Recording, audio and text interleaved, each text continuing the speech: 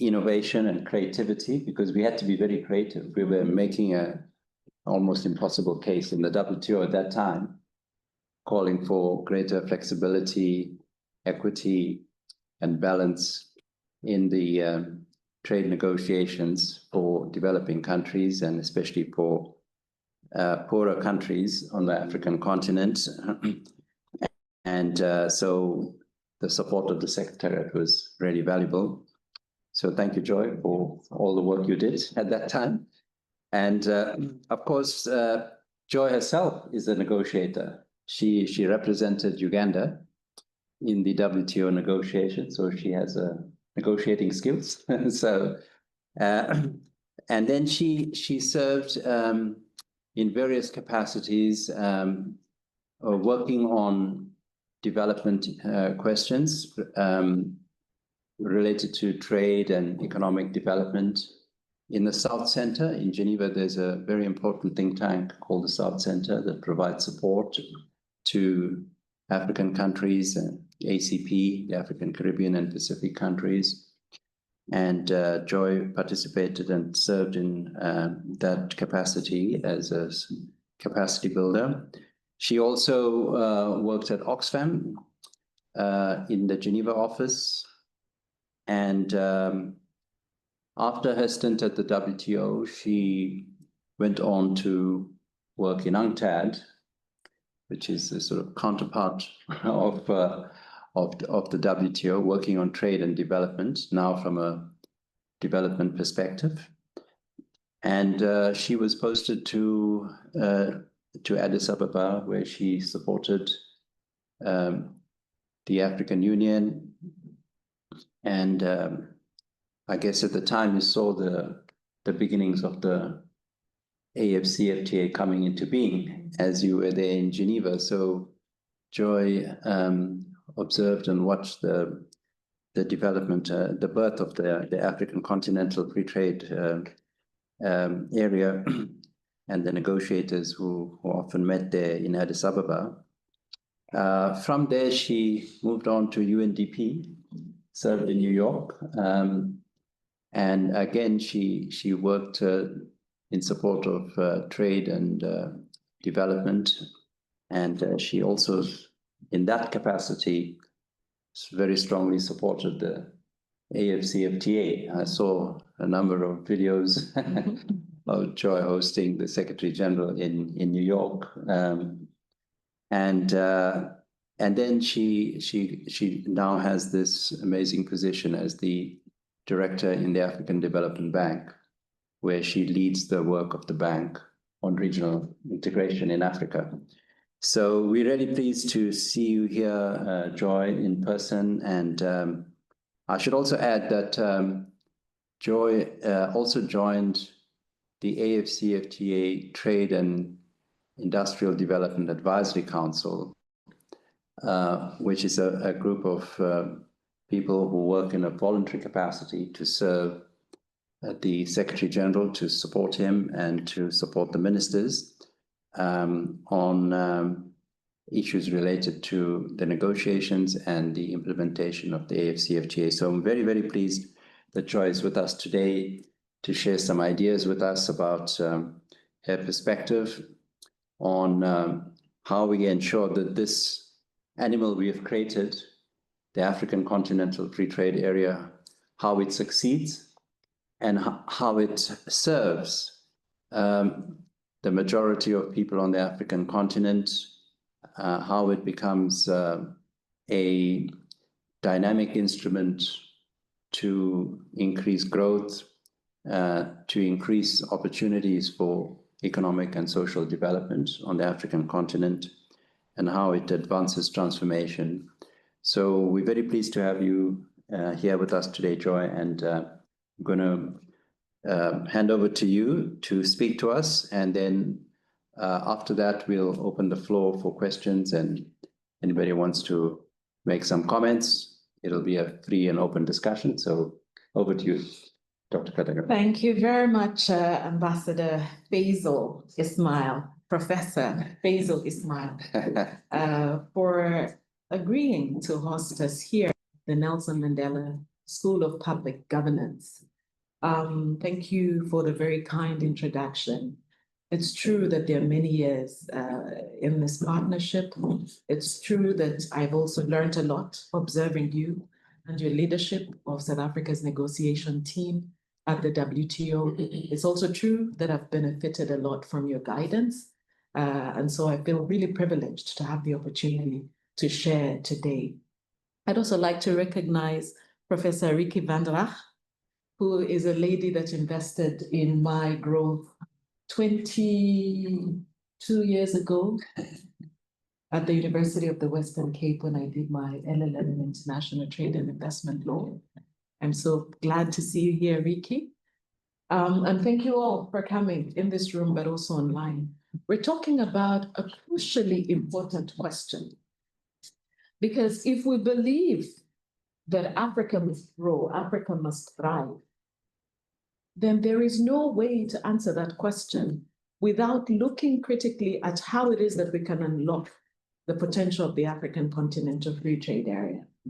You know, I was thinking a lot about coming to the Nelson Mandela School of Public Governance, and the weight of the legacy in this room is solid. I can almost weigh it in kilos.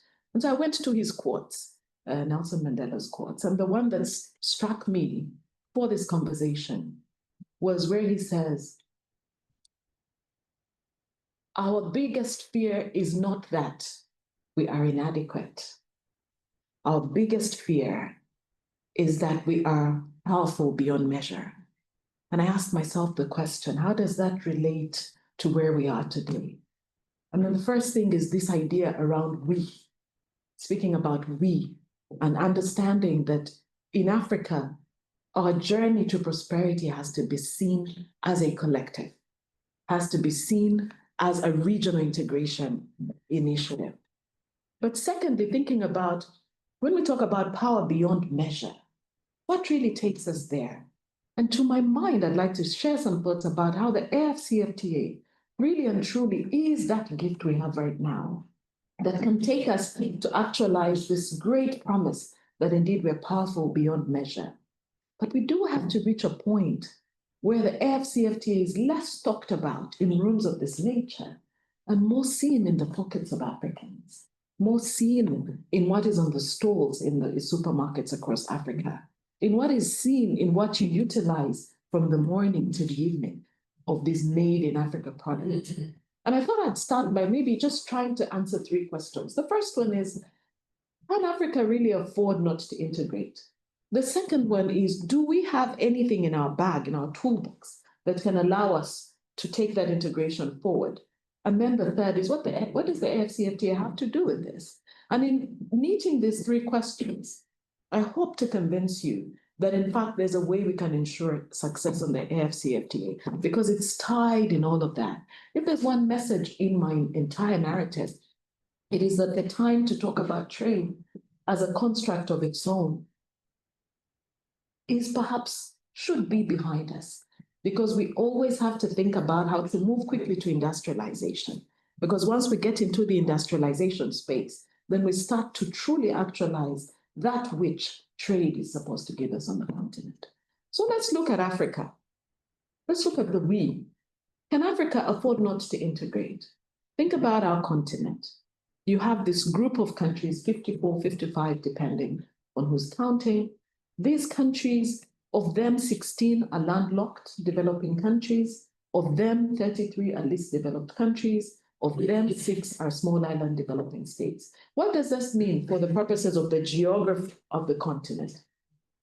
You just have to think about Gambia, or even Senegal, or Uganda, to understand that while there is power in each of these countries, to hit beyond measure, you truly have to open the borders.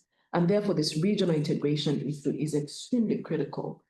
When you think about all of the opportunities that are in the mega trends that the world sort of confronts with right now, when you think about the youth, when you think about food systems, when you think about minerals and how Africa can utilize them, in my mind, there is no way you can reach the full harnessing in the absence of integration.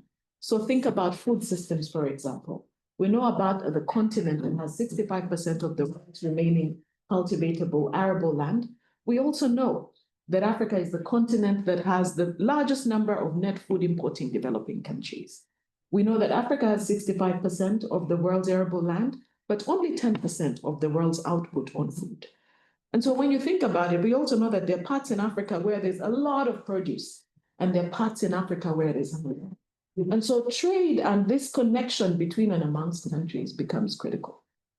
When you look at the young people on the continent of Africa, it's a huge market. We talk about 1.5 billion people. In fact, for me, the real number is the 2.5 billion that we will have by 2050. Huge market. But what are these people going to do? If we're going to reap the demographic dividend, then we have to think about Africa as a collective, an Africa that is integrated, an Africa that can create opportunities for everybody's dreams to actualize in the near future. When you think about the shocks that the world has had to contend with in recent times, whether it's COVID-19, whether it's the war in Ukraine, whether it's fragility growing, none of them lend themselves to real serious solutions that any of these countries can succeed on their own. So when you think about COVID-19, it unearthed the continent's challenge with health resilience. At the core of that, we also what happened. When you think about the war in Ukraine, it unearthed this idea that Africa imports 37%, relies on 37% of its fertilizer needs from the two countries involved in what's going on in that war. That Africa relies to the tune of 16% of its wheat needs from Ukraine alone. And so you ask yourself, how do you solve food systems questions in the absence of coming together? And in your mind, in the back of your mind, you have this question, well, can the AfCFTA, what does that tell us about trade in any case? And so on and so forth. And so the point being made is that if we are to actualize the full potential of the continent of Africa, there is no way to do it in the absence of acting solidly on regional integration. But then what is behind that concretely? And this takes me to the second piece, which is what is in our toolbox that can help us to actualize the opportunities on the continent of Africa? In my mind, there are at least three levers that can take us there. The first one is, of course, trade. The second one is industry. The third is infrastructure. So let's look at industrialization, for example. We know that Africa Africa's share in world merchandise trade is 3%. It has been at 3% for the longest time. In fact, it used to be 2%, between 2 and 3%. And so when you think about it, one could say, well, Africa's share is negligible, so to speak. But what does that mean in the 97%? It means that we are losing the opportunity for trade-led growth, for industrialization, to allow for Africa to progress. And when you talk about that 3%, you ask yourself the question, well, what's inside of that 3% in terms of Africa's trade with the rest of the world? This is industrialization as a narrative. That when you look at Africa's basket of exports, and I was looking at the African Trade Report by the Afrexim Bank, you see that trend that has defined the continent for a very long time. That you're sending crude oil, you're sending raw materials, commodities in the main. And so whereas Africa has 30% of the world's mineral resources, we're still at that space where Africa's engagement in this global trading system reflects an industrialization pattern where you're at the bottom. And so the question is there a positive story in all of this? In order to understand that, you look at what happens within the context of intra-African trade.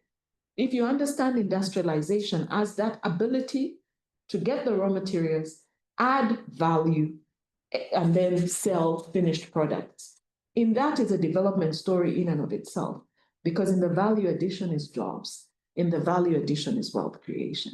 And so what happens when you look at the value addition question in the context of intra-African trade? You start to see something quite different. And I was looking at it, the best way to look at it in my mind is to see what happens in the regional economic communities. Because in the regional economic communities is where they've experimented much longer with this idea of free trade areas, some of them having gone as far as common market, etc. customs union, and so on and so forth. So you look at the construct of intra-SADC trade, for example, and then something changes in that landscape. You start to see Eswatini's glassware and refrigerators. You start to see Lesotho's textile. You start to see South Africa's cars. When you go to the north of Africa and you look at what happens in that region, you start to see Egypt's huge machinery exports, Morocco's cars, and so on and so forth. When you go into East Africa, where I'm from, and you look at the composition of intra-East African trade, you start to see Uganda's pharmaceuticals, Kenya's banks, and so on and so forth. You start to see Kenya's batteries, etc. When you go into ECOWAS, similar story. What is the point? The point is that in the context of intra-African trade, which is at about 14–15% at this point in time, is a promise that the continent has started to try and experiment with industrialization. Because you're seeing not the raw material, you're seeing the finished products. And so you're starting to get hope that something can happen on this whole ideal, this objective of structural economic transformation, because there's an experimentation. We're not yet anywhere near where we need to be in terms of scale.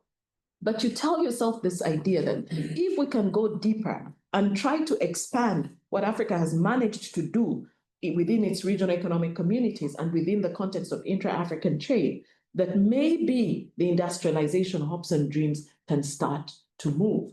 And with that movement, create wealth, create prosperity, create jobs, and so on and so forth. But in order to industrialize, and this takes me to the next piece, there are things that you need to figure out. Trade aside, there are things we need to figure out. Think about infrastructure. When you think about Africa's infrastructure construct, typically, it serves a purpose, a historical purpose, that most of the routes you will see will be very well linked to the points where the raw materials can be gotten, but also that there's an infrastructure that can take that out directly to export, because we talked about Africa's place in the global value chains. The raw materials are needed. But what kind of infrastructure can allow this continent to grow and to thrive? It is the infrastructure of integration. So you start to think about corridors, you start to think about energy power pools, you start to think about logistics, and so on and so forth. You start to think about financing. And so how do we invest in that kind of infrastructure that will allow for Africans to make in Africa? This is why the African Development Bank has a huge, huge investment in Africa's cross-border infrastructure. Whether you're talking about ports, whether you're talking about power interconnectors, whether you're talking about ICT backbone, whether you're talking about corridors, not just pieces of road, that investment is crucial. And then, of course, you add the trade finance bit. And so the question then there is that we have this basket, we have in our basket the possibilities to pool Africa and regional integration to make sense for the continent as part of its development pathway. If we invest in industrialization, whether it's through special economic zones, and Professor knows this very well, I'm sure he's going to tell us about the sort of best practices out there, whether it's special agricultural processing zones, whether it's industrial parks, and so on and so forth. And the point is that when you marry industrialization with infrastructure investments and the right investments in trade finance, what Africa needs 100 billion every year in terms of a trade finance gap. And that is talking about formal trade. When you go informal, which is 80% of the continent's sort of players, you're really looking at 300 billion plus. So trade finance is a big issue. I'd now like to land the conversation to situate trade in this narrative. What has trade got to do with it? And how do we ensure success? If you think about it in terms of the weight, if I have another 3–4 minutes to talk, it was a careful decision in my mind to only talk about trade in these 3–4 minutes, because I truly believe that in order for the AfCFTA to succeed, you need to look elsewhere. You need to look at industrial action. You need to look at infrastructure development. You need to look at those levers. So let's address the question of AfCFTA itself and the role of trade in this entire narrative. in getting the AfCFTA to succeed. When you think about it, the AfCFTA is a treaty commitment to offer goods and services a certain kind of treatment when they hit the jurisdiction, the territorial jurisdiction of a state party. So it means that when Uganda as a state party, if my cars, and we make cars in Uganda, just in case you think it's hypothetical, we make buses, Kayola buses, they call them. When our Kayola buses hit Senegal, the AfCFTA promises that we shall treat those cars, we'll give them treatment no less favorable than that which we give any country in the world. And when they enter, so that's the MFN question, when they enter, we shall not discriminate between them and the buses made in Senegal. That's the national treatment angle.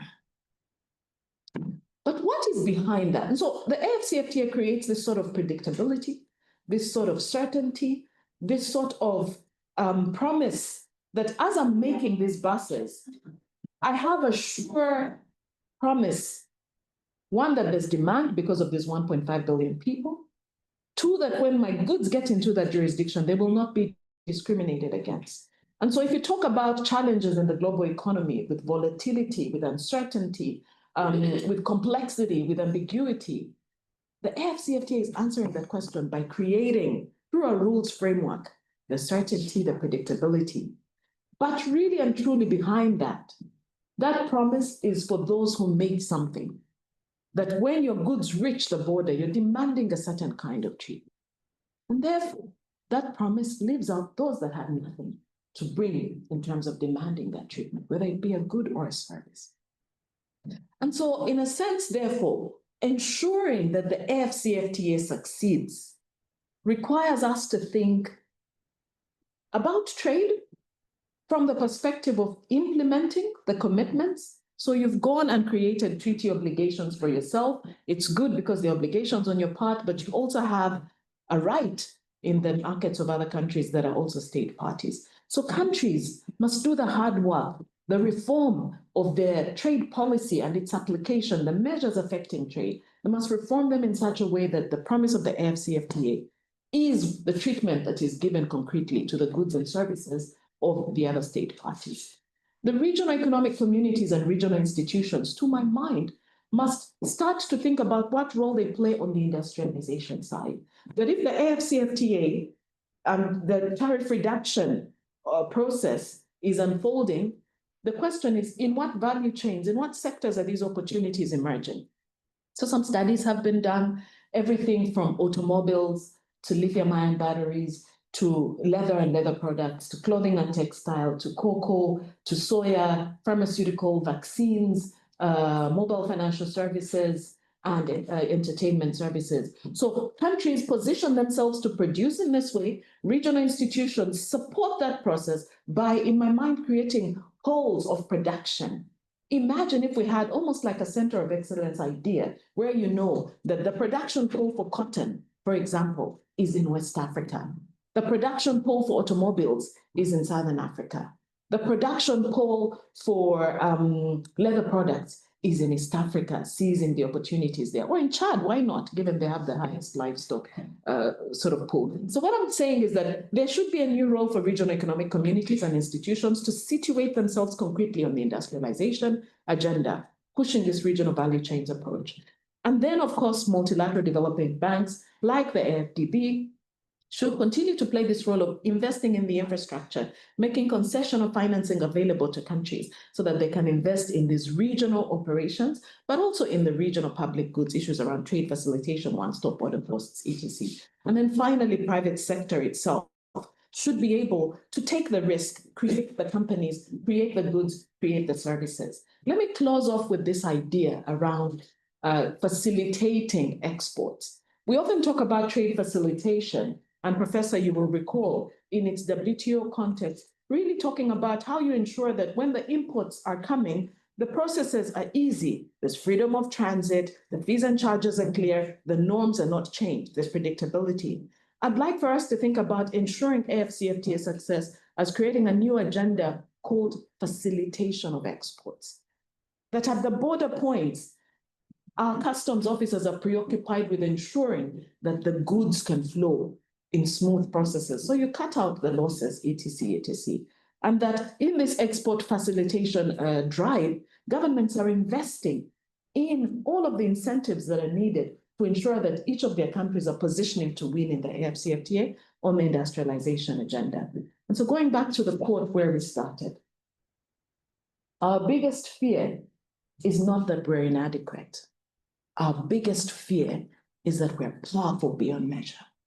We will get powerful beyond measure when we start to look at the AfCFTA for what it is, which is an invitation to industrialize, and then doing the hard work of getting Africa ready for these products that can then demand the favorable treatment. Thank you very much. Thank you.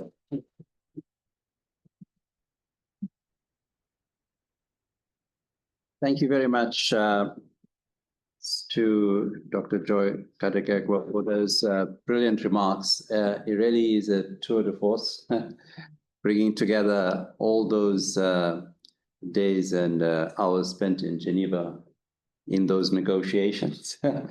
has really, I think, given you the background, the technical background to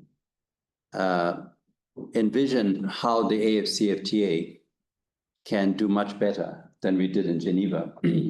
As you say, because this is a continent whose time has come, and it's only constrained by its own fears.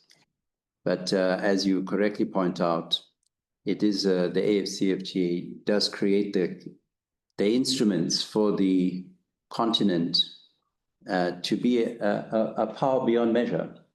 And at a time when the world trading system has become relatively hostile to the continent, it's time that the continent looks to itself and sees how it can use the opportunity to trade within itself, but more importantly, how it collaborates, cooperates, and adds value to its assets, its immense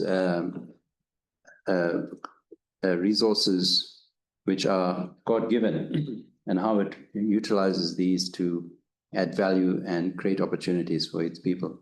So thank you so much for those comments. I'm going to open the floor for questions, and anyone wants to make any comments and raise any issues that you wish to, this is a good opportunity to do so. So I know that there are a number of you online as well who may also want to contribute to the discussion. Please feel free to raise your hand and you can speak online, but also perhaps if you want to, you could insert your question into the chat and Petunia will help us read it. So please feel free to join in. Okay, the floor is open. Who would like to come in? Yes, sir. Please introduce yourself and proceed. Good afternoon, everyone. My name is Awang. I'm with the Center for African Studies. Yeah, thank you so much, Doc, for very much informative talk. Good sense. I'm an African optimist myself. However, I just have a question in terms of the operations of AfCFTA itself. Right? I've learned in my research and scholarship that most of the bulk of funding of the African Union is coming from external funders, including Europe, EU, European Union.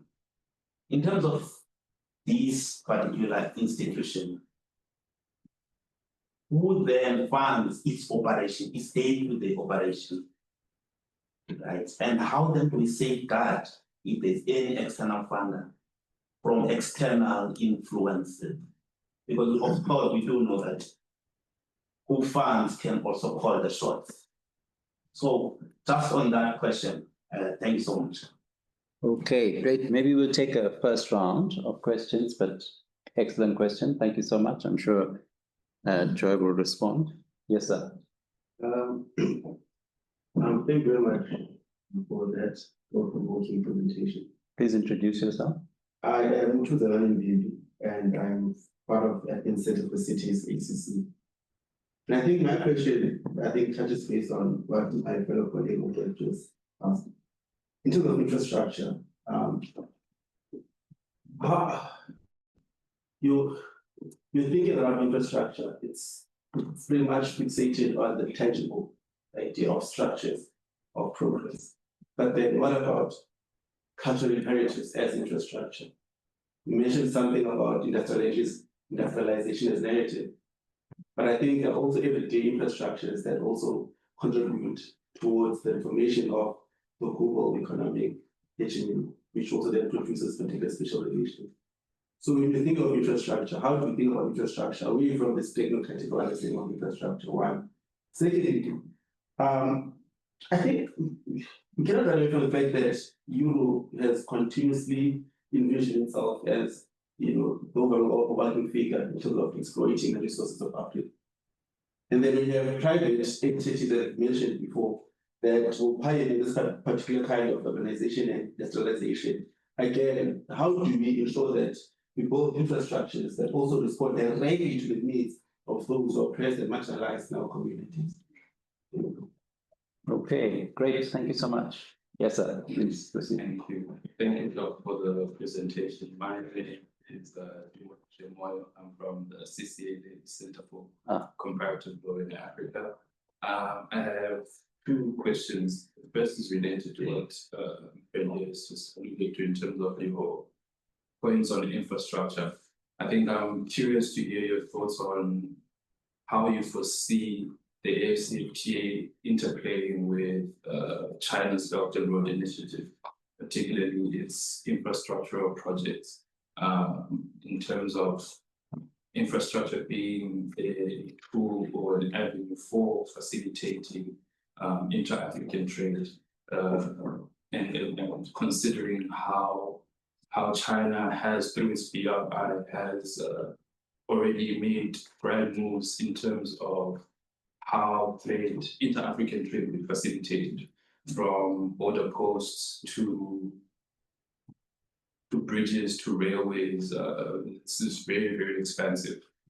Even in terms of technology-wise as well, in terms of digital trade, they are continuously facilitating the development of that on the continent. So I'm wondering what your ideas are in terms of the interplay there.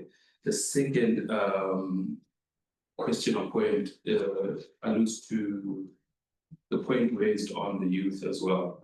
My research primarily focuses on integration and the youth in Africa. So I'm curious to hear as well, in terms of how you practically see the AfCFTA playing a role in the demographic that you mentioned as the demographic that will inherit the integrated continent that we are trying to work towards. Thank you. Great. Okay, that may be a good first round of questions. Thank you very much, Professor, and thank you all. Thank you all for the questions. In the second round, thank you. Yeah. Thank you very much for the questions you have raised. In terms of the first one, the AfCFTA and who finances these institutions, obviously they're best placed to respond to the composition of who's financing them. I can talk from the perspective of the bank, the AFDB, that we are highly invested in ensuring that one of Africa's youngest yet most consequential institutions succeeds. Because the weight that the Secretariat carries in ensuring effective implementation, it holds all of our dreams. And I think thanks to the work they've done, we're starting to see the AfCFTA leave the treaty text form and become something of consignments being exported. So supporting them is crucial. This is why the African Development Bank has, from the very beginning, been behind the Secretariat. First, in finalizing the negotiations in terms of deploying advisors to the negotiation rounds to support with the finalization of the negotiations, but secondly, in terms of standing up the institutional structure.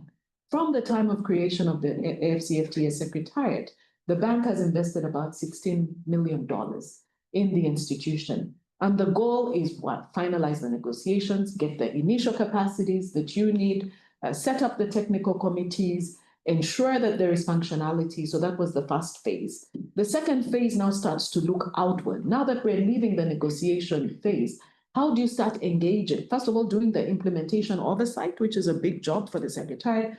But secondly, starting to work with the private sector to ensure that the actual trade takes off.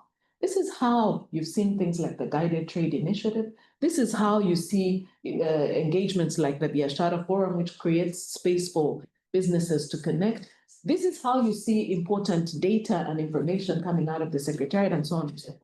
The point is we must invest in the institutions, in Pan-African institutions. In fact, as we look ahead in our partnership, following the lessons we've learned, we're looking at how do we go deeper now into this industrialization question?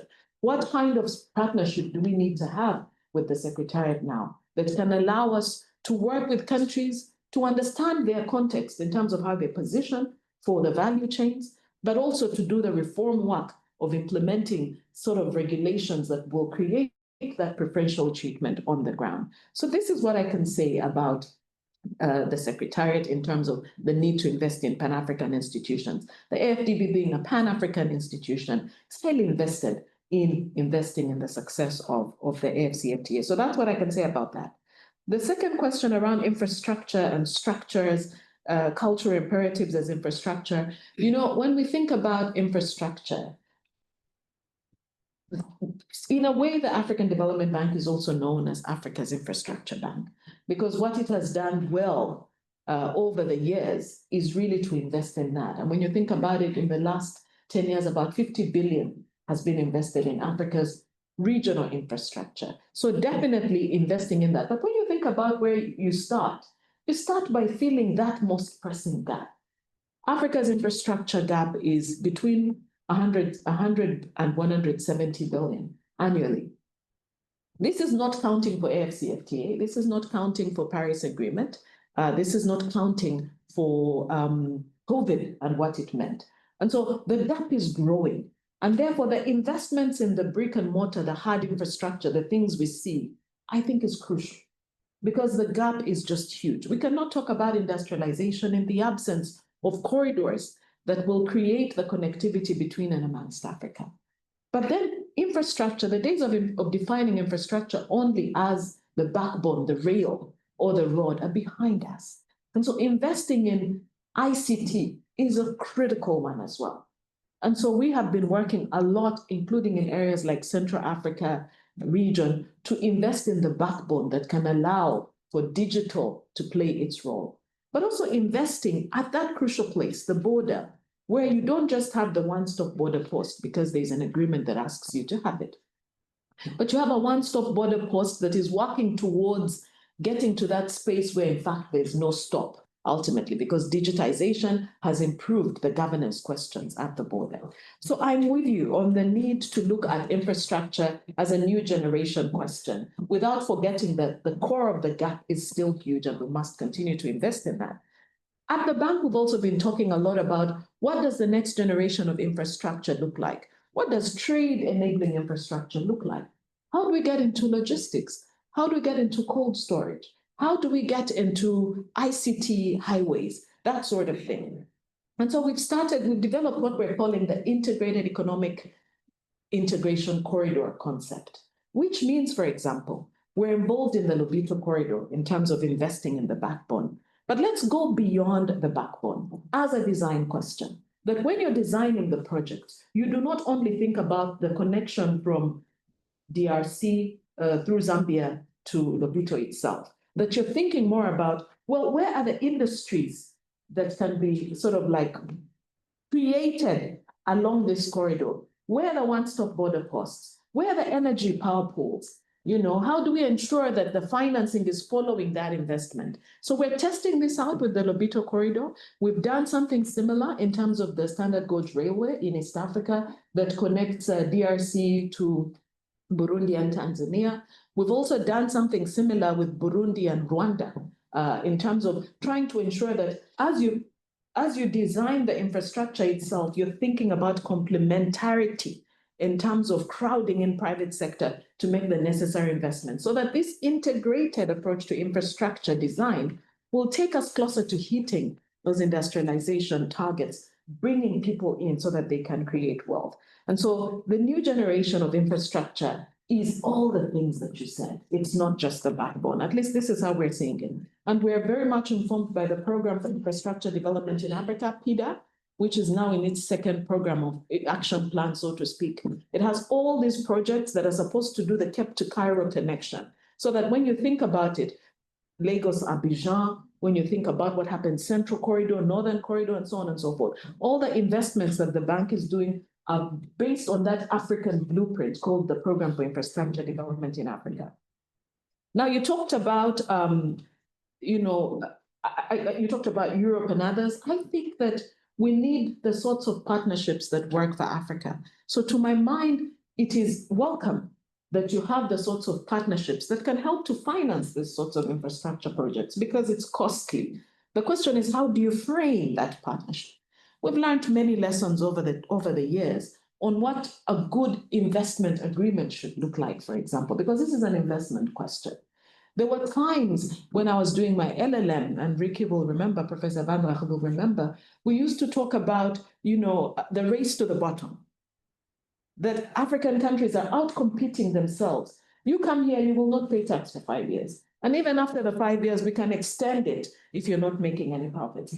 You come here and bring all of the expertise. I think we've learned more, and thanks to the work of UNCTAD that has sharpened everybody on what it means to do development-oriented investment agreements. And so now we're looking, and now the AfCFTA also has a protocol on investment. So we're looking more at the kind of investment that can come and be part of our industrialization agenda, the type of investment that can come and bring technology, the type of investment that brings capacities that are not available on the continent, so that you can do the skills exchange, but ultimately you're creating all of the jobs. So that's what I'd say about that.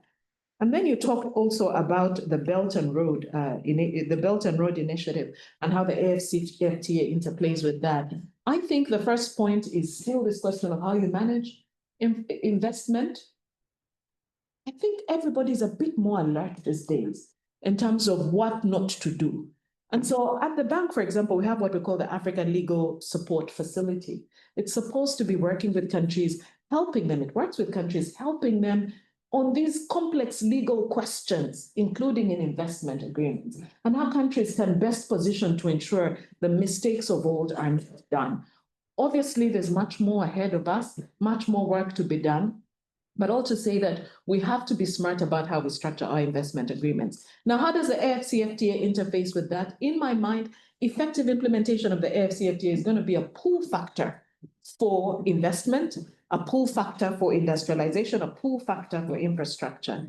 But in terms of how the two relate, China on the one hand, AfCFTA on the other, I think we're still at that place where the limits, and the scholars of regional integration, trade law, etc. would know that we're still at that stage where the AfCFTA is the type of agreement that does not manage the relations with third countries outside of an MFN clause. Which means it's not a customs union, right? Where you would say, we're in this customs union and this is our common external tariff. And so some have argued that maybe as we must accelerate implementation of the AfCFTA so that we deepen and go to that next level of the customs union, because that would allow Africa to have a posture vis-a-vis third countries. And maybe that would help, because we also know that there are multiple countries that are having trade agreements with some of Africa's most consequential producers, Cote d'Ivoire, Kenya, etc. And so there's nothing you can do in the absence of a customs union arrangement. And so how do we reach that point where the AfCFTA and its benefits as a legal question are protected?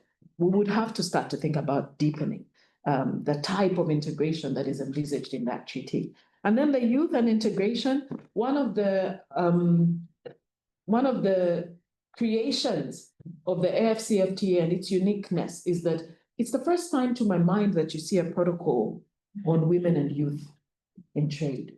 It's the first time to my mind that you try to legislate capacity building questions outside of an S&D framework. Now, it's true the capacities to implement will be a challenge. But in my mind, that is why countries have to be very clear about their diagnostic to say, what is in this agreement for Uganda? So if these are the sectors that are emerging, where do we position ourselves? Are we going for garments? Are we going for leather? Are we going for ICT? Are we going for services? Where are we going? And then start the hard work of skilling to match the learning to the opportunities for earning. So this human capital development thing is going to be a big thing, because you know that in our universities, in our countries, we celebrate the doctors, we celebrate the lawyers. Tell me about how we're going to create the industrialization drive if we don't go big on elevating what it means to have the capacities to engage in that kind of production. So the human capital part has to fit in there as well. And then, of course, I think financing is a big thing as well. In the bank, we have what we call the Jobs for Youth initiative. We have what we call the Youth Entrepreneurship Investment Banks. These are basically trying to put money behind the ideas of young people. And so we're looking forward to continuing with these things. But let's say the scope is so huge. Young people have to be able to create what's to sell on the African market, because at the core, it comes down to that. The good news is Africa's young people are teeming with talent, with innovation, with great capacity. We have to be able to fix those pillars that I spoke about, including financing, to be able to support their ideas, to transform from idea to money in their bank accounts. Fabulous. Thank you very much. There are lots and lots of interesting ideas there, and quite a few PhD topics to take forward. So I'm pleased that you've really stimulated a lot of minds about topics that they could further research. This is a very young institution, the AfCFTA, and already it's innovating. So thank you so much for that. There are a few more questions, so maybe, yes, ma'am, please introduce yourself. Thank you, Dr. Joy, for your amazing presentation and for responses. I learned so much already. My name is Charlie Sitong Zhang. I just finished my master's at UCT, where my master's was about centering African scholarship. And I interviewed South African scholars, asked them, what does BRICS mean for South Africa's development? And I hope to do my PhD at Nelson Mandela School. Well done. Yes, so my question is, I forgot to say, I'm also the president and founder of the Coalition for Global Health Innovation. We're a global youth-led nonprofit. We're a think tank and action tank. We have over 100 young professionals and researchers from over 40 countries across 6 continents. So we're truly global. We want to shape the future of global health and development and making more inclusive. So my question is, since I was interviewing African scholars, especially Pan-African scholars, a lot of them said that, with BRICS and the New Development Bank, they also see that opportunities for Africa that is hopefully more centered around African agency in Africa's negotiations with the New Development Bank and BRICS. Because they compared, the New Development Bank to the IMF and World Bank with its infamous structural adjustment programs in the 80s and 90s, and the damages they've done to different African countries' economies. So I want to ask you, what are your concerns and hopes for African Union collaboration with BRICS as an entity or as the New Development Bank?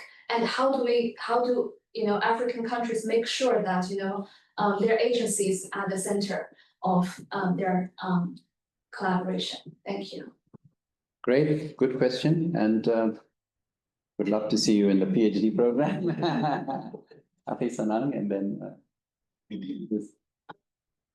Joy, thank you so much for your presentation. My name is Sanang Makwa, and I am here at the Nelson Mandela School of Governance. I wanted to know, my question is around balancing industrial policy and trade policy. A lot of my research looks at the rules of origin and how they impact regional integration. And looking at that, we see that there's a tension between industrial policy and the trade policy. When we have the AfCFTA, which came first, we kind of somewhat doing it in reverse.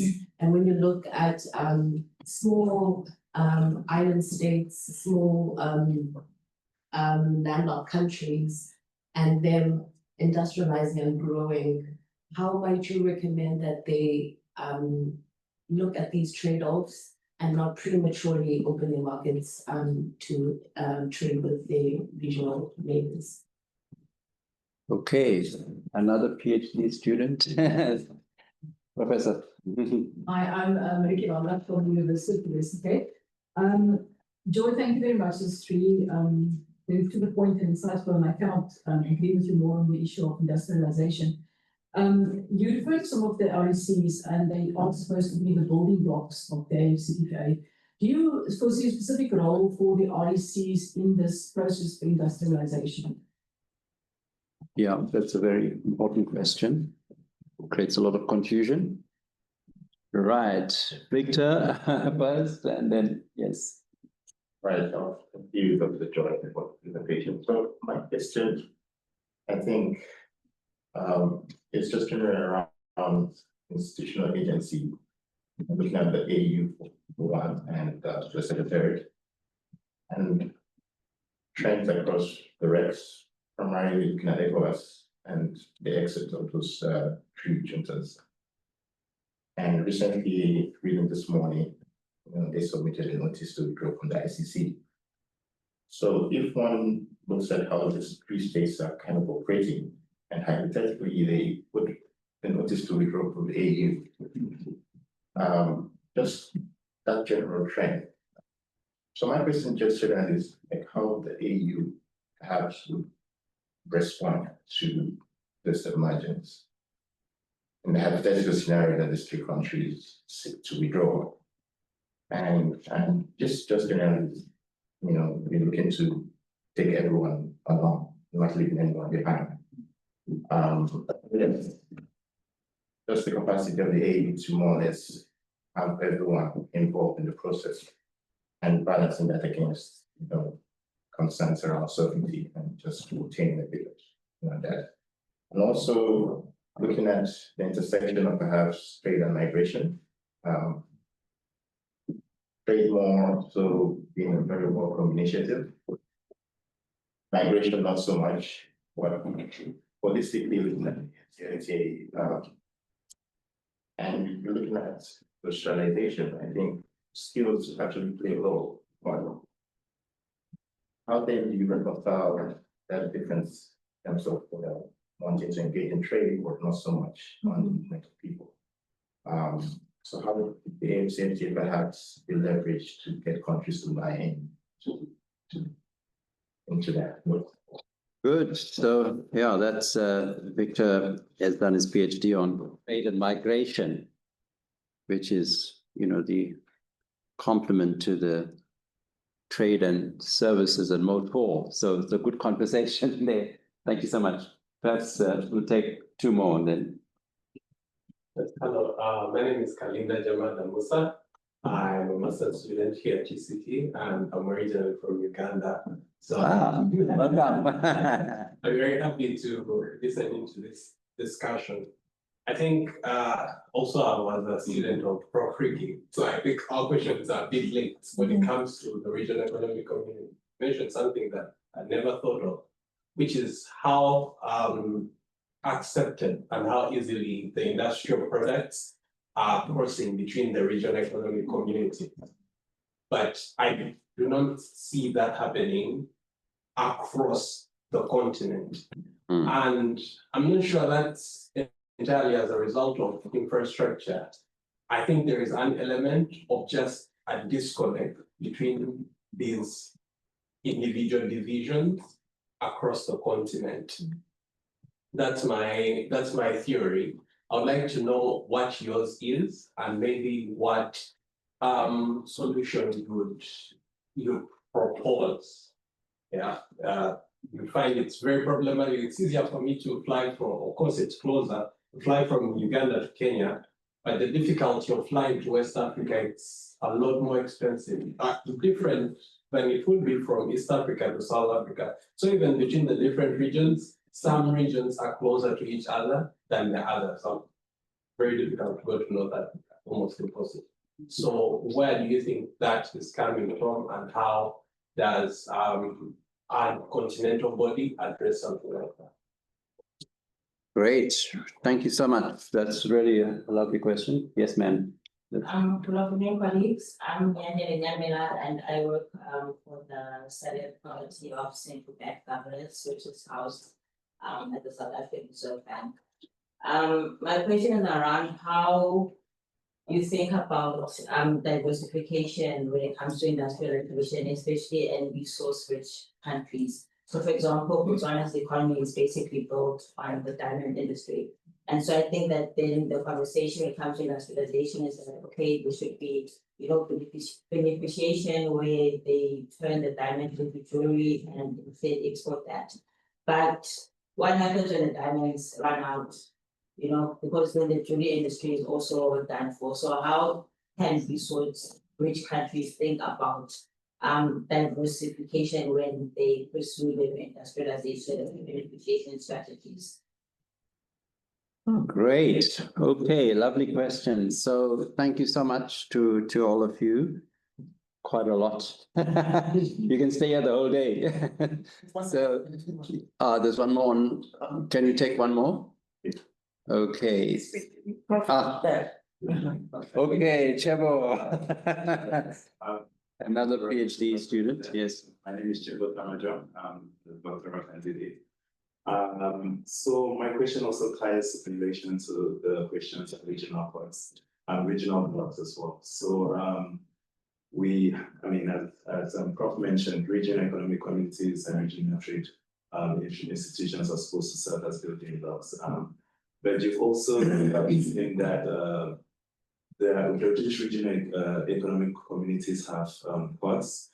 And my question is really in relation to the dispute settlement mechanism and the fact that the dispute settlement mechanism of the AfCFTA doesn't cover private actors, whereas we have a high number of cases like the regional institutions which have dealt with trade issues which have been brought by private actors. So what do you think this regional economic court should do, and how do you think this regional economic court can complement the AfCFTA to allow for private actors?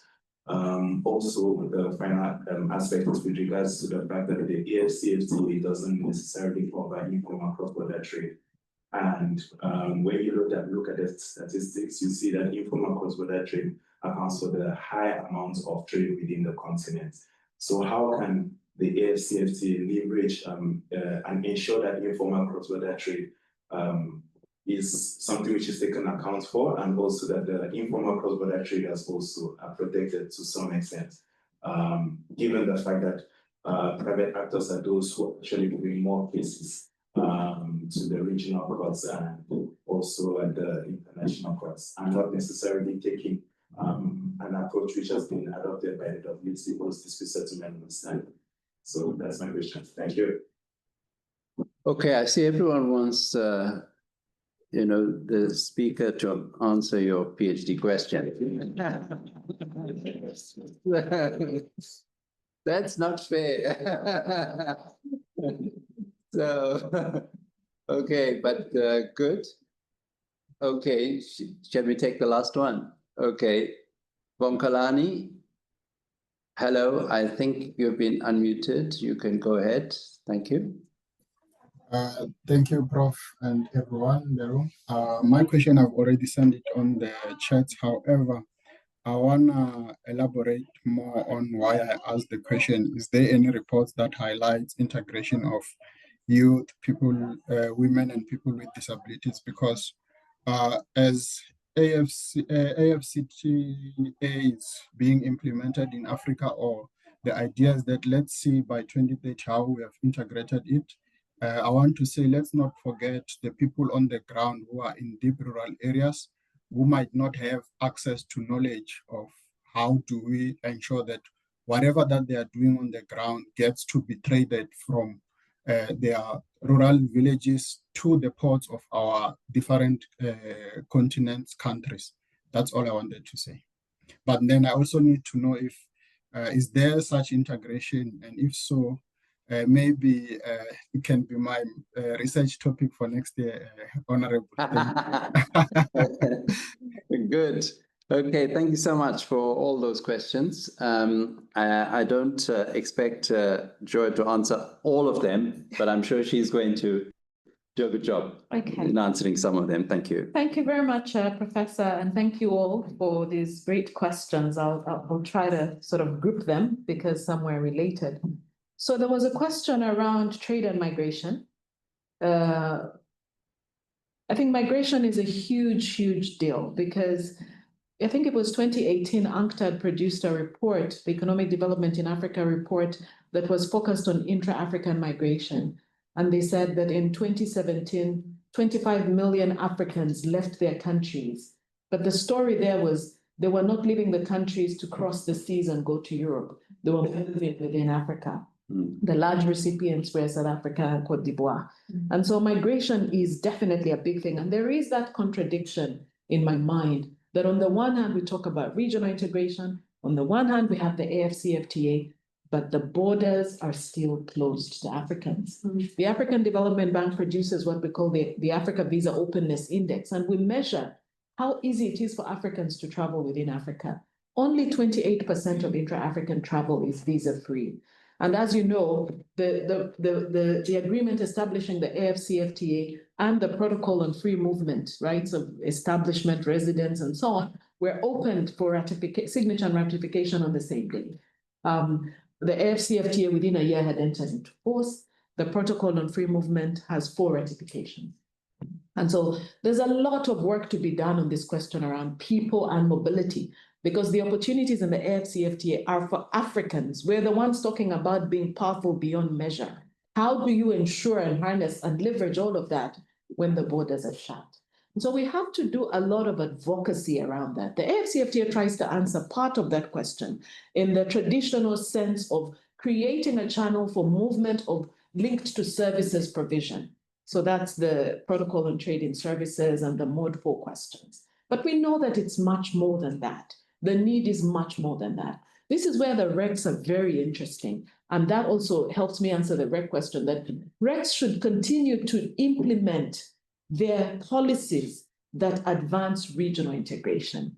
So when you look at the regs, for example, in East Africa, as a Ugandan, I have a passport that's called East African, right? And then under there is Uganda as a country. Kenyans have the same, the Tanzanians, the same, Rwandans, you know, Burundi, etc. That means I can enter as a question of right into any of those countries. I can enter, I can reside, I can establish. Obviously, there will be procedures, administrative procedures, but the question of entry is resolved in the main by the regs.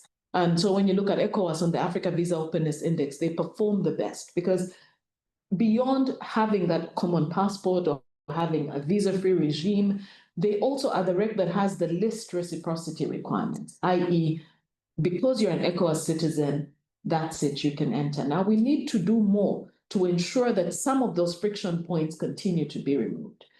I would even dare say that we need an AfCFTA pass. We need an AfCFTA pass. I don't know what else to call it. I don't want to call it a visa because ultimately we're going towards visa-free. That's the goal. But we need an AfCFTA pass. When you think about GATS, for example, it has all these categories of people, the independent professionals, the business visitors, the graduate trainees, and so on and so forth. That is largely replicated in the protocol on trading services, but it only captures skills in the main. So if most of Africans are in different spaces, we need to have a sort of pass that will facilitate mobility for purposes of intra-African trade. We experimented with that proposition in the 9th edition of the Africa Visa Openness Index. What we need to do is advocacy. And I think this is where young people help, because integration is for all of us, you know, but you can't succeed sitting up in the boardrooms, on podiums, pontificating about these things. I think Africa's young people must demand it. They must demand it. So what kind of advocacy should take place to ensure that the opportunities are open? That's the first one. There was a question around BRICS. agents in negotiations. How do you see the AU and the BRICS? What are your hopes and concerns? I have hope. I have hope because there has been a lot of conversation around the need to reform the global financial architecture. And that is, a narrative and a topic that if you dig, the arguments are well known. Part of that reform in my mind is strengthening institutions that work to respond to the needs of African countries. And so capitalizing these regional banks for me is a big, big issue because the more these banks have, the more they can lend on concessionary terms to nations, but also to private sector, so that this whole industrialization conversation we're having today can take off. I think that, one does not exclude the other. So you could say, well, we have the BRICS bank. That does not mean that the value of the global ones is limited. It just means that you've created a more responsive solution that can work perhaps faster, perhaps with more, it's adapted to the context. You're not sitting in the tough negotiation where the job is to explain the why. I imagine that in these institutions, the why is understood. And therefore, how do you mobilize resources? Remember, the development financing needs are huge. In Africa, they say only 7%, not 77% of the SDGs have been attained. Financing is a big part of that. And so for me, institutions that can respond to Africa's development needs are welcome, while ensuring that that gives you a strong force on the basis of which to beneficially influence what's happening in other areas. So that's that on that. And then in terms of the industrialization and trade policy relationship, we talked about rules of origin and so on and so forth. I think the AfCFTA tried to create the sort of rules of origin. First of all, they're product specific, so it's very complicated. But in the main, the design question was to allow for accumulation from anywhere in Africa. This is what I recall. And so for my product to pass the rules of origin test, I would have components from Uganda, but I could accumulate parts from different countries as well, as long as they're state parties. Now we know there are challenges with textiles and automobiles, but I think the broader frame was really to understand that rules of origin have to be designed looking at Africa's industrial ambitions in mind, which makes it, you land then at the outcome that they can't be restrictive per se, because then you're locking up the possibility. And so in a world where we know it's trade in parts, it makes sense to allow for those parts to accumulate to the extent, of course, that these countries are members of the AfCFTA. And then there was a question around diversification. And you talked about Botswana. It's true, diamonds are not forever. And so I think Botswana has already started the hard work, first of all, of retaining as much value in the country by trying to do the polishing. They now have a fascinating, really global leader, a minister in that area, who's doing a lot of work on this beneficiation issue. But I think the diversification work is as important for Botswana as it is for other countries. Botswana's beef is an important export that is known. I was looking at some of the figures yesterday, and I think they also talk about beauty products as something of a potential. The ITC has an interesting index. It talks about the trade potential of African countries in an AfCFTA dispensation. And then it lists what each of these countries could do, especially from a regional perspective. And so I think diversification is important, but I also want to leave hope that Africa is trying to diversify. I mean, when you had this conversation maybe 20 years ago, I feel that the challenge was much, much more stark. When you look at SADC's exports, we talked about that already. You'll have automobiles, you will have refrigerators, you will have food, you will have textiles, you'll have gold. I mean, it's a range. So we need to do much more. But I think we need to give each other that confidence that something is shifting. The question is, how do you take it to scale? This is where all of the things that we've been talking about come into play. And then there was a question around, there were 8 questions. There was a question around the REX and dispute settlement and how to ensure indirect trade. I think the AfCFTA tries to answer that indirect trade question. Because pre-AfCFTA, I mean, I was UNCTAD at UNCTAD at the time, and we did an analysis at the start of the negotiations in trying to influence the modalities.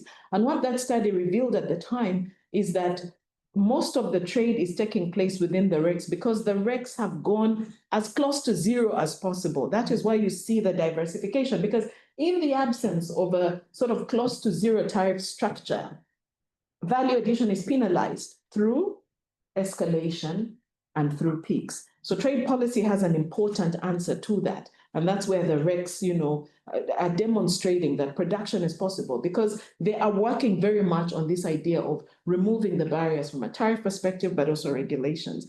Now, I think we need to do more. AfCFTA answers that question of how do you create connection between SADC and ECOWAS.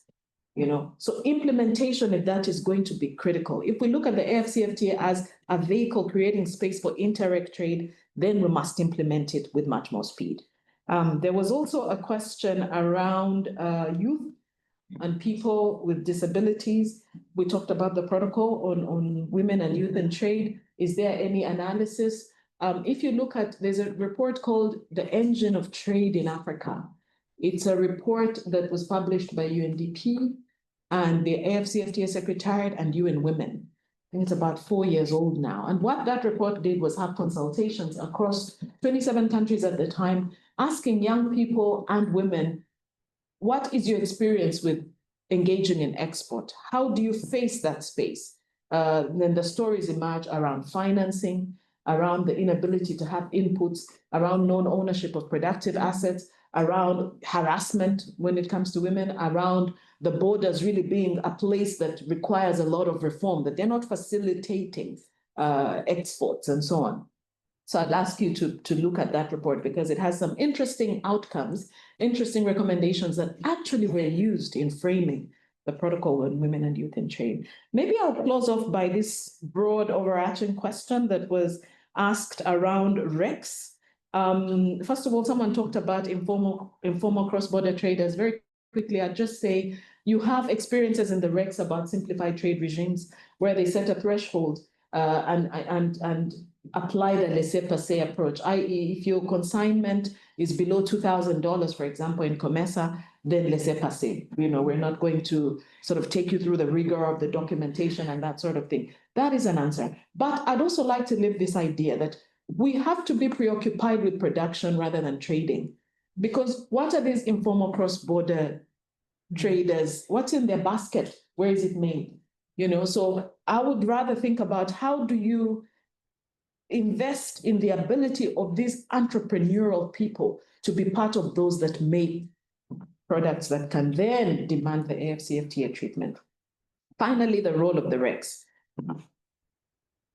First of all, I think we've seen it, that the RECs have deeper integration policies. They have a role to play now in deepening that integration from the perspective of implementing those policies, because those policies will help the AfCFTA ultimately. As long as you're not complicating it with a parallel tariff structure, I think everything else is useful. And if you're deepening your policies around people mobility, deepening your policies around competition, and how players on the market are, deepening your policies around how you manage investment, deepening your policies around how you treat non-tariff barriers. Don't just report them on a website, tackle them in time and with speed. But my preoccupation these days is that for me, I think RECs can and should play a major role in building the industrial base of the continent. I think that's a useful role they can play. They've done the studies, they're closer to business, they understand the dynamics in the sub-regions. If we stop chasing the next agreement and start to utilize those which we have, there's no way you do that without looking at industrialization. And what a powerful role that would be for the rest. Great. No, thank you so much. I don't know whether there are more questions, and I know we are. For transport and logistics, from Mujani, he's asking, my question touches on transport and logistics. how do we get African governments to harmonize transport and logistics? Yes, so first of all, I think that's exactly where the AU is useful, but that's also where the regs are useful. The AU has excellent frameworks in multiple areas, and transport is no exception. That is why we have PIDA, for example. And so, you know, how to take it from a framework into something that is actualized, I think is a reg space also. Prof, I don't know what you think, but the regs are very good at, and this is part of their mandate, doing that work of harmonizing. So look at the Protocol on Trade in Services. You have these 5 sectors that have been selected, including transport, right? But there's no way you're going to actualize those commitments in the absence of a regulatory harmonization agenda. I'm told work is ongoing at the AfCFTA Secretariat to identify the sort of supportive rules and regulations that would accompany the market access commitments, because that protocol has three stools, 3 pillars. You have the framework agreement, which sets the commitments, the legal obligations. You have the sectoral commitments, transport in this case, and then you have the regulatory angle, and it's there. In fact, I see regulations in these sectors like transport as the NTB in the services context. So there has to be a way where that work on regulatory harmonization catches up with what we now know as the market access schedules, for example. Yes, clearly there's a role for lawyers, you know, so we are encouraging the lawyers to continue to do research on the AfCFTA going forward. So there are a few more questions. I think Sanusha is online. Sanusha, maybe you introduce yourself, and I think there's 1 or 2 more at the back. I think these students are determined to pursue their PhDs. So then, second round of questions. Sanusha? Thank you so much, Faisal, and thank you, Doc. It was really an insightful presentation. My name is Sanusha Naidu. I'm with the school as an associate researcher. I'm not going to ask you about a PhD question at all.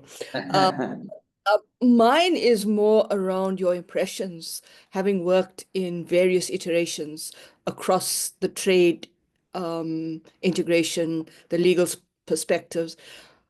How do you navigate the politics in the room when it comes to issues around the governance, the trade, the negotiations, where countries are also looking very much at their bilateral interests in terms of the kind of continental issues that will be part of getting to where we need to get to in the context of your submissions around how we need to promote those 3 dynamics of, I think it was industrialization, infrastructure, and trade.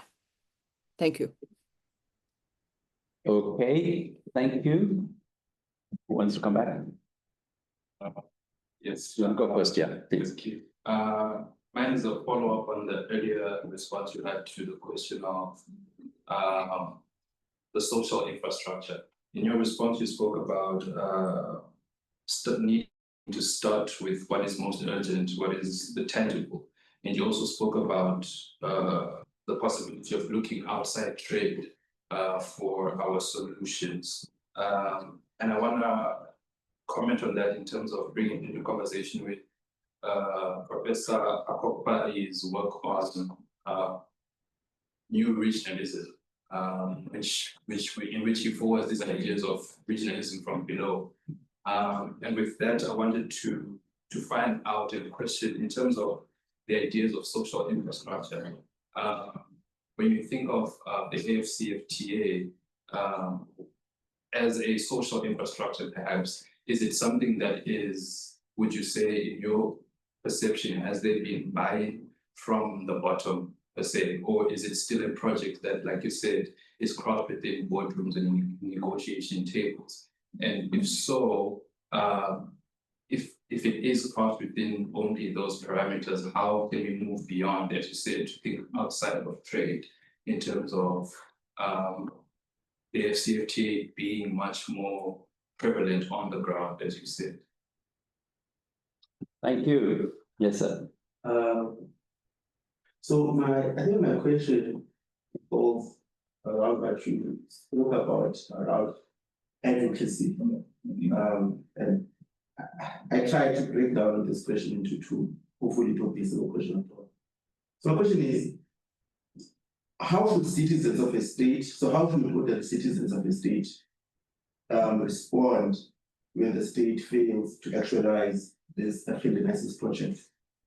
So how should citizens on the ground respond to a government that appears to be failing to really actualize the African Renaissance project? That's the first question. The second one, I think it's given that in every generation, the youth needs to determine, the trajectory of the country. The youth ought to dictate and to determine as to where the country or economy is going. With the death of our national consciousness as the youth of this country, how do you envision us reawakening that noble cause? Okay, big questions. So those are big questions. Who is that? Valentine. Valentine is the new question that came in a quest to bridge the financing gap with the much needed infrastructure. Which financing models do you think are ideal in view of country-specific context, resources for infrastructure, PPS, and concessional loans? Okay, so maybe we start with that, Prof. Yeah, please. Which kind of financing is appropriate? I'll just give you the example of what the African Development Bank has put at the disposal of countries precisely to deal with infrastructure and cross-border infrastructure, regional infrastructure in particular.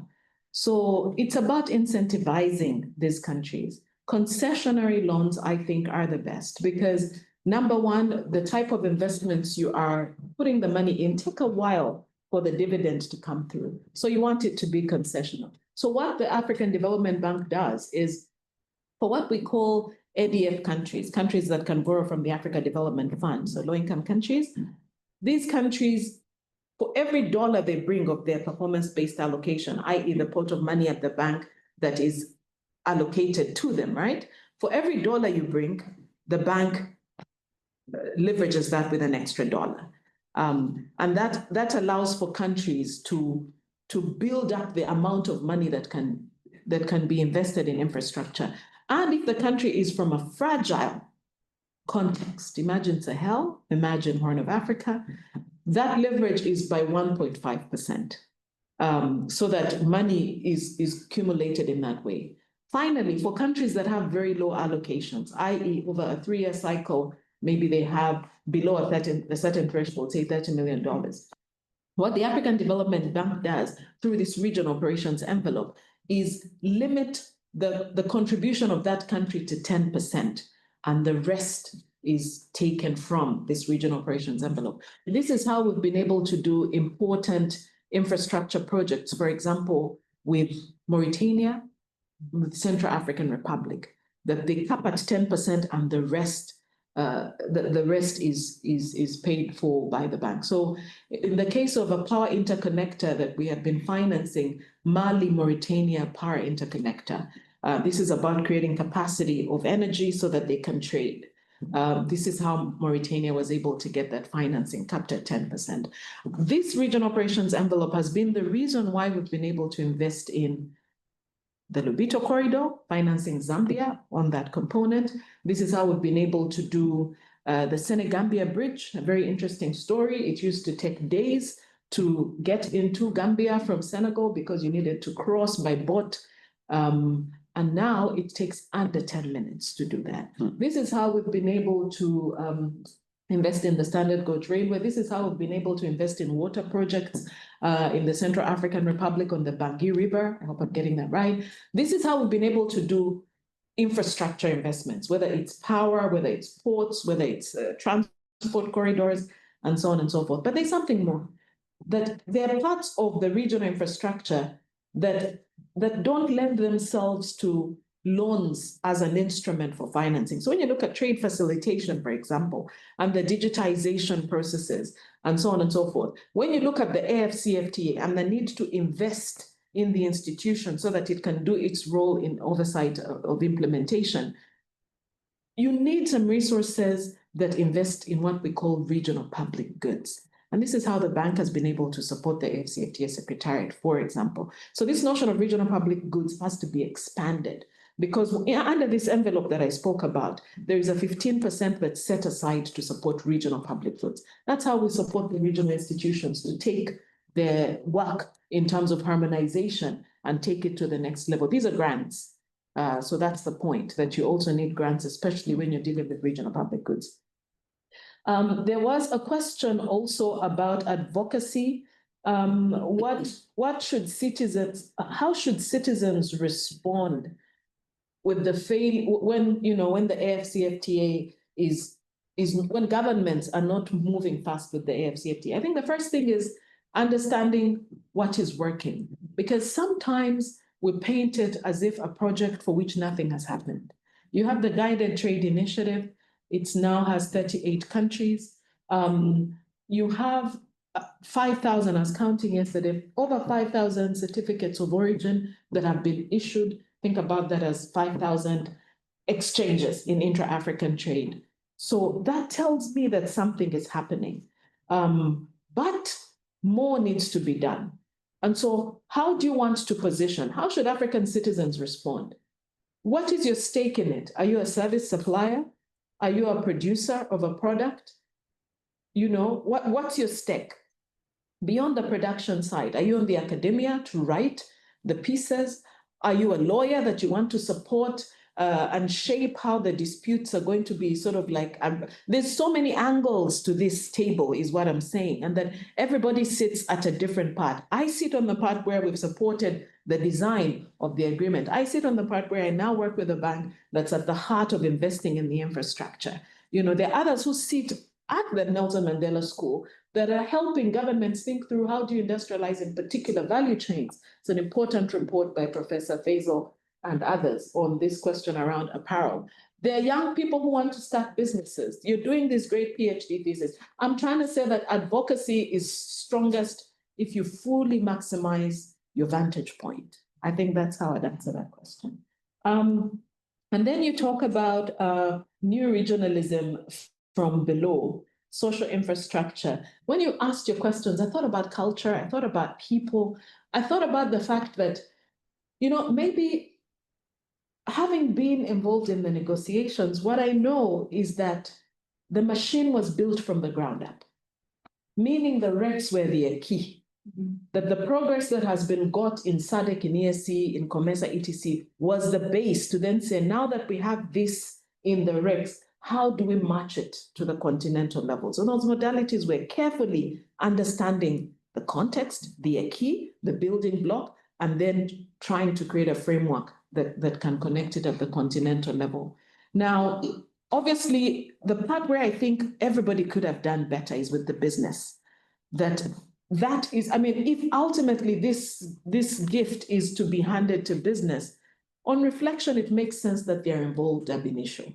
And so now I think that's the work ahead of us. It's interesting, depends on who you talk to. We once met one of Kenya's most successful industrialists, actually in the textiles apparel sector. He used to export under AGOA, but he also exports to the EU in terms of finished garments, right? And in a conversation like this, he said, well, just open the tariff book, open the e-tariff book, and let me show you how I use the AfCFTA. Everybody just went quiet. So how do we find those stories of the people actually using this agreement to give us hope that something is happening, but there's no doubt it has to move faster? In terms of impressions, I think that was the other question. What are my impressions? How do you navigate the room? The best person to answer that question is Professor because he knows how to navigate those negotiation rooms. But what I learned is you have to understand the dynamic in the room. And most negotiations take place outside the room. And so you have to be able to have the strategic conversations and build your coalitions outside of the room. You have to be able to understand the capacities within the room. I remember when we were doing the AfCFTA negotiations, we came from a place where the same delegations had been deeply involved in the WTO negotiations, but the brief was special and differential treatment. we need special and differential treatment because of the capacities, because of XYZ. How do you then have the same cast of countries discussing an agreement that has to have substantial sectoral coverage or substantially all the trade?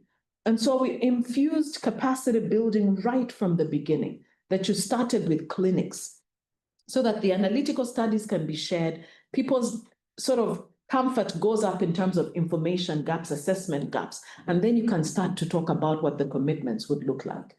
Finally, I think navigating the room is perhaps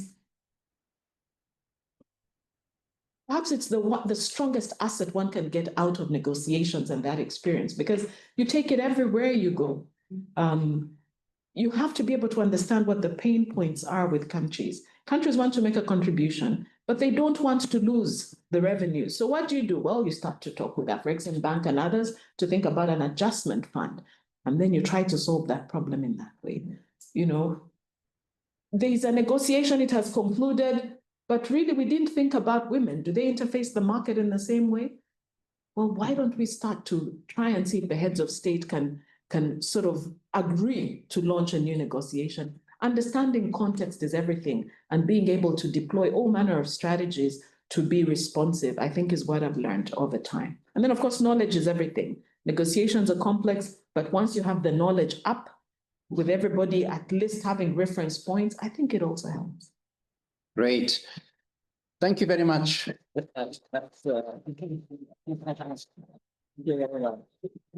Well, I thought I'd just make a few comments and maybe share with you, some of the things we've done.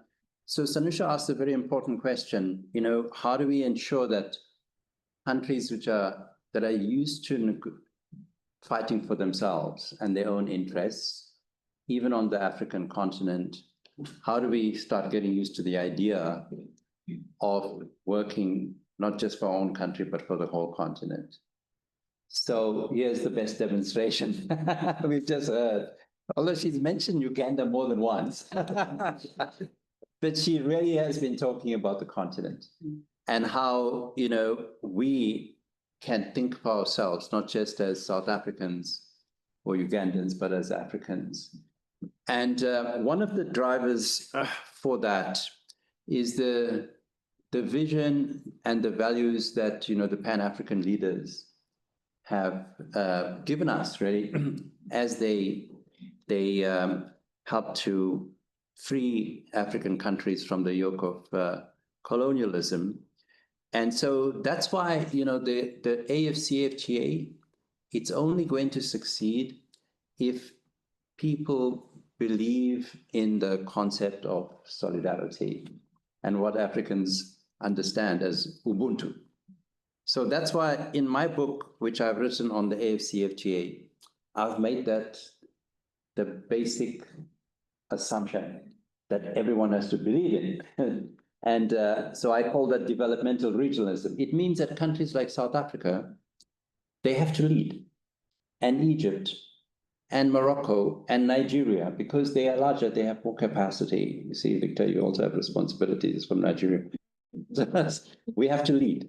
That means we have to utilize the resources, the capacities, and we have to extend ourselves to support the smaller countries, and it's the only way it's going to work. And we know that from Europe, So I'm going to pass this on to you. For the AfGB. Thank you so much. I'm also going to pass on, and as you came in, you told me you've already read my paper, but I was going to surprise you. This paper was written a few days ago, and it was presented to the Ministers of Trade and Industry last week in Cairo.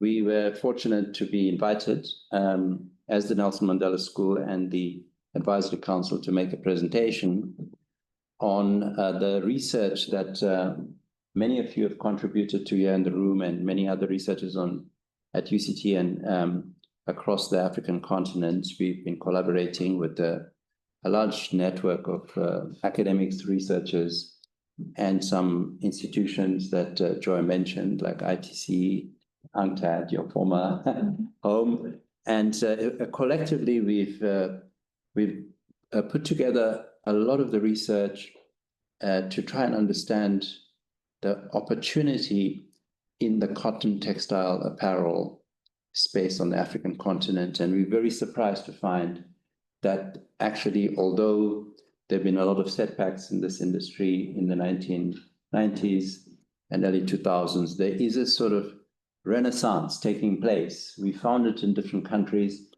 and we engaged with the private sector from across the continent, from Mauritius, Madagascar, to Morocco and Egypt, where we met some of the people there. And we put together this report, which is a vision from the private sector about how we could build a value chain, the first value chain on the African continent. So we really hopeful that we can kick this off. And I'm also going to pass this on to you to take home to the AFDB so that we can obtain your support as well for this project. Some of your technical experts have participated in it, but we really need to take this forward to the next level. We've also been doing some work, as you know, on the African continent. The biggest negative impact of climate change is really on the African continent, although we've done the least amount of harm and damage to the environment. So we have been doing some research in the school, and we've brought together a network of researchers from the continent and also from other countries in the south, from Brazil and Indonesia and China. And this is a small group, a network, but it's a very powerful group of experts to advise the Secretary General and the AfCFTA on how to advance green industrialization on the African continent and to address the huge energy gap in renewable energy. So I pass this on to you too. And finally, I want to also pass on to you. See, there are a lot of students in this from all over the continent here, and we teach a master's program and a PhD program on public policy. And one of the research areas we're very, very proud of that we have been able to deepen is the work on regional integration in Africa.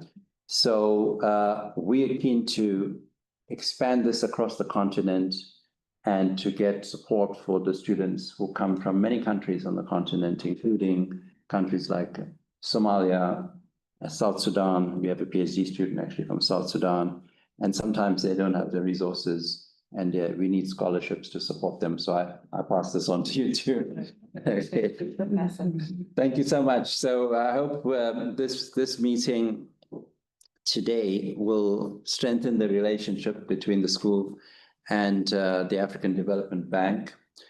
And we know that the bank is also going through another transition with the new president coming into being, to replace the last one.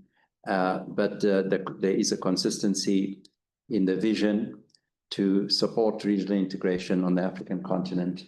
And we're absolutely certain that the bank will continue to play that role.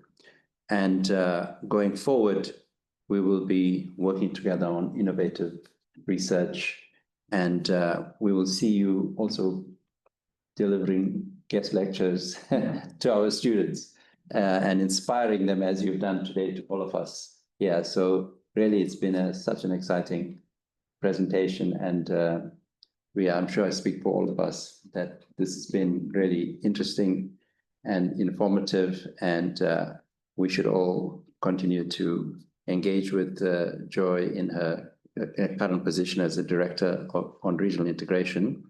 And we hope to see you here more often. Thank you so much. Thank you very much.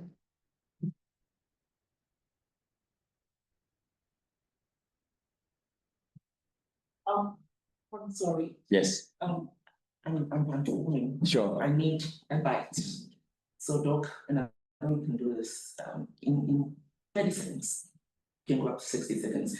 What should we be taking away from here? Really, what is that one priority thing that we all should do to ensure that the AfCFTA indeed delivers for all Africans? So I'm looking more at how do we ensure that we are moving away from dialogue to delivery? Yes, I think that advocacy is a big issue. seeking accountability from governments to keep their promise and fulfill their legal commitments is a crucial one. But the true game changer is in understanding and acting on how to industrialize Africa. Thank you. What about Prof? I picked something from. I recorded everything he said. Thank you. Great. Thank you. Thank you. Great. That's wonderful. Yeah. So we have a lovely group of people and they're very excited.